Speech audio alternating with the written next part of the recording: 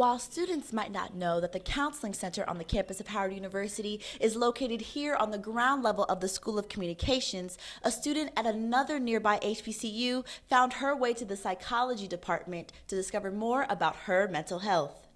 Now, while this protest was mainly led by youth, adults still found it important to come speak up about this environmental injustice.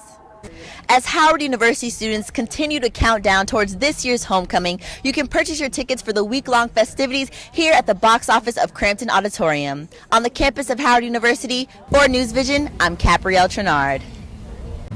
While Congressman Elijah Cummings has left an impact on his community, his colleagues, and his fraternity, many are left wondering who is going to be the next leader to follow in his footsteps.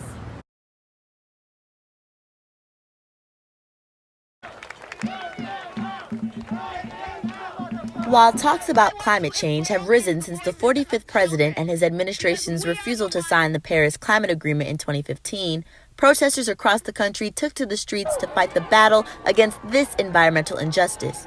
But this time, a different set of citizens were leading the pack. I just don't understand what else needs to happen for people to realize that climate change is real and climate change is a big issue, and there is going to be no future for anybody if we don't do something.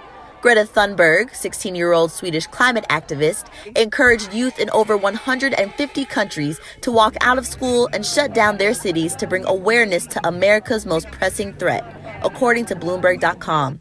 On September 20th, here in Washington, D.C., Generation Zers led the way out of their classrooms and onto Capitol Hill to make sure their climate change concerns were being heard by lawmakers. With social media as their outlet, hashtag #ShutDownDC spread throughout the nation's capital.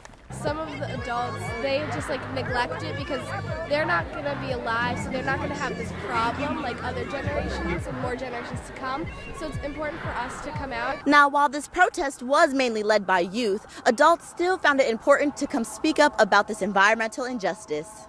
Yeah, I don't think there's anything more important than to work together towards saving the planet from climate change. Black and Indigenous communities will be hit the hardest, the worst, and the longest by climate catastrophe. Participants of the protest are now looking forward to the 45th administration's lawmaking decisions regarding environmental reform in America. With News Vision, I'm Kaprielle Trenard. I think mental health is not discussed often in Black families or Black communities because there's a taboo around seeking mental health services. According to the American Psychiatric Association, in 2017, only 6.6 to 10.3% of Black or African American men and women used mental health services in the United States. Many health professionals have found that the acceptance of using mental health services in the Black community is not a commonality. We're very stressed, and so it's kind of challenging to not be able to openly address stress within Black communities. Harvard Medical School researchers have found that at more than 100 colleges across the nation, 1 in 5 students have had suicidal thoughts. It was also discovered that racial or ethnic minority students are especially vulnerable to dealing with more stress and anxiety. On the campus of Howard University, the Black or African American undergraduate student demographic makes up 89.7% of the population. When students were asked if they knew where their school's counseling center was located, they responded with uncertainty. I actually have no idea where it's at. Sorry. I have no idea. I didn't know we had one. So. While students might not know that the Counseling Center on the campus of Howard University is located here on the ground level of the School of Communications, a student at another nearby HBCU found her way to the psychology department to discover more about her mental health. I had to be maybe 8 or 9. I asked my mom if she could take me to the therapist because I felt like there was something wrong with me. And she was just saying oh no, you're not crazy, you're not one of those people that needs to go talk to a therapist. And that kind of discouraged me from even thinking about that again until my adult years. Outside of therapy, there are many ways the Black community can preserve their mental health on a daily basis. It's important to have a very clear morning ritual because it sets your mood and tone for the day. It's critical to hydrate, to bathe and put really good smelling things on your body, journaling, meditation, and exercise.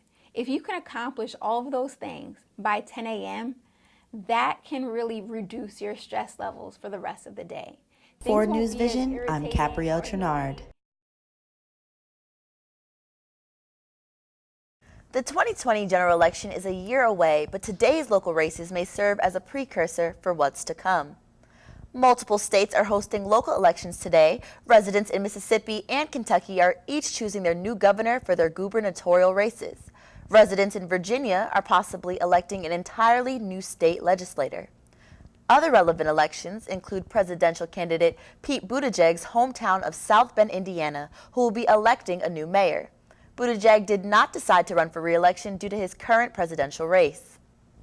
Howard University hosted an award-winning New York Times journalist, Nicole Hannah-Jones, to speak about her highly acclaimed 1619 project. This special edition examines the horrors and impact of slavery in the U.S. and the rich contributions of Black Americans. Students, faculty, and the Howard community took part in the candid discussion co-sponsored by Howard's Department of Media, Journalism, and Film and the Pulitzer Center. News Vision reporter Kari Armster was there.